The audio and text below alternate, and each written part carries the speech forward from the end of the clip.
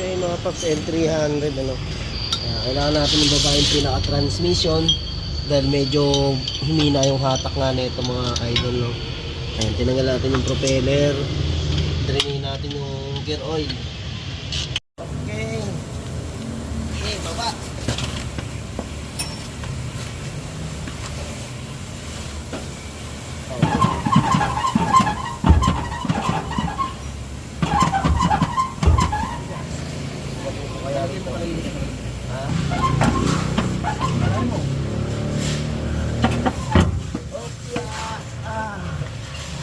Ayun. Atras. Ayun na mga paps, no? Naibaba na nga namin na ganito.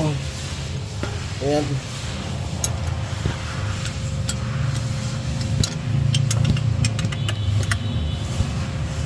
Tapos syempre punta tayo dito sa release bearing.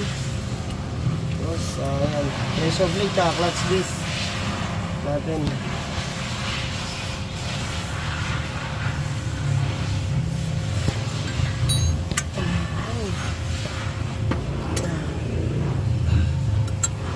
Tignan natin kung bakit hininahatak ng mga paps. Ganito yung mga clutch sa atin na ganda, talagang normal na napupudpod, no? Kaya hinihina yung hatak.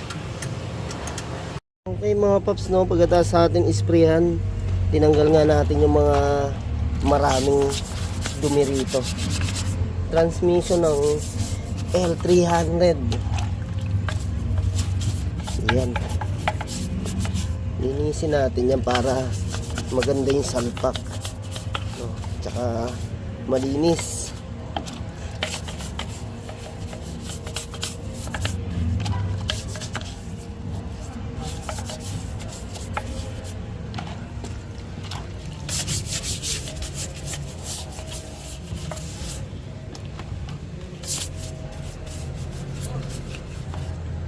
Ayan. Oh, sige. Sige. Sasalpak na namin ha, pagka nalinisan. Salpak na. Belt, hindi ka muna bimili. Oh, sige. Okay. Sige, sige. Wala ka makita rin sa loob. Toolbox. Wala ko. Yun. Oh.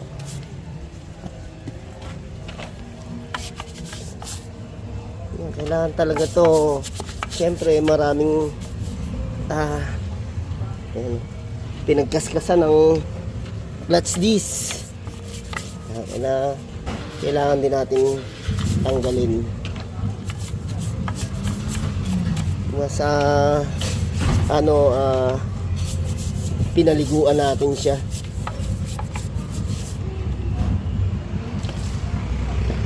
Yun. Tapos siyempre, isprahan na natin. Yan, yung kulay kalawang na yan.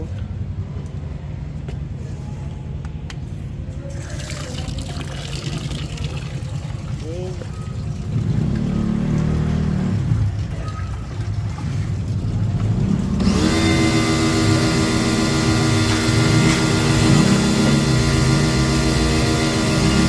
Oh!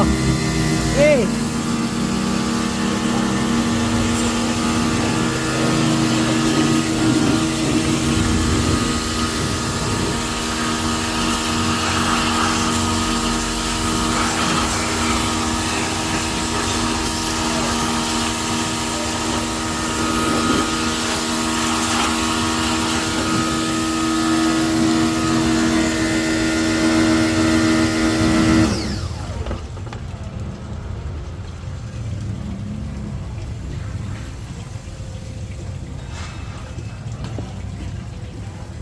Uy.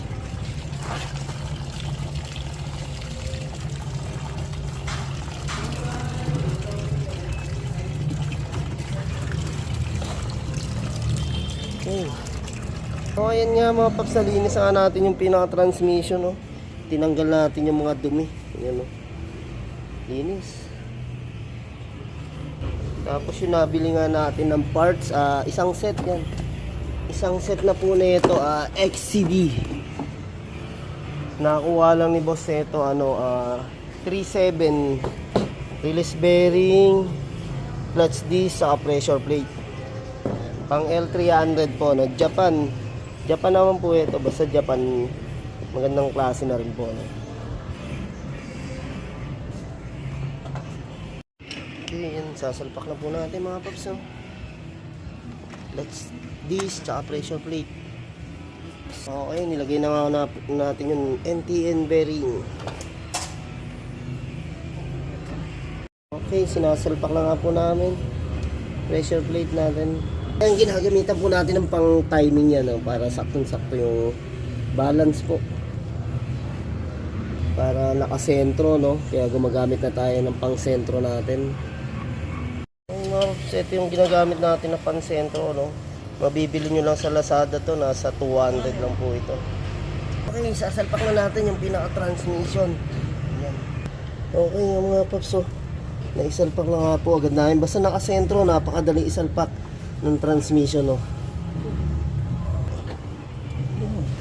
Ayan.